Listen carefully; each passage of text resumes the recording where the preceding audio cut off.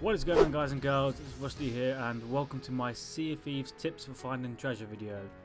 So the first step is to only do buried treasure maps. Now this is because if you do the puzzle maps you'd only end up getting one reward and it could take you quite a while to find it. However, with doing these ones you know exactly where to go and you know how many you're going to get.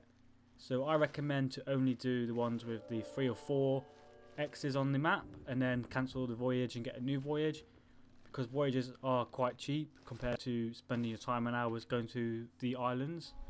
Next up is to use your ship map. Now this is to make it easier to find them X's on the map. So if you line your ship up with where the X is supposed to be or close to, where to go, and you'll find it quickly.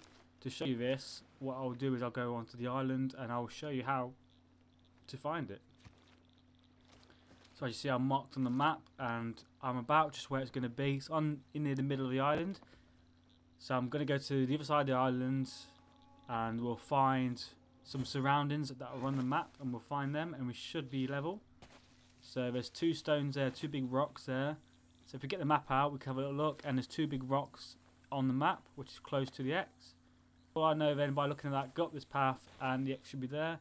So if we do buried treasures and we try and dig for it, we should find it. Bingo. So there you are, it's worked and we found the treasure. It makes it a lot easier to find it rather than running around going back to your map and checking and this and that. It makes it a lot easier.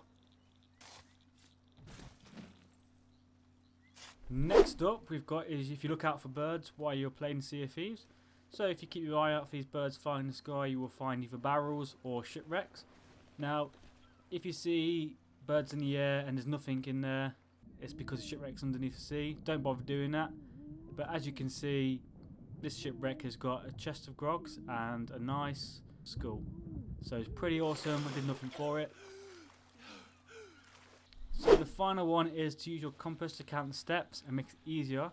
So as you can see, if I hold the compass to my face, it slows down the walking and it vibrates your controller and you can feel and count the steps a lot easier rather than doing it freehand like this.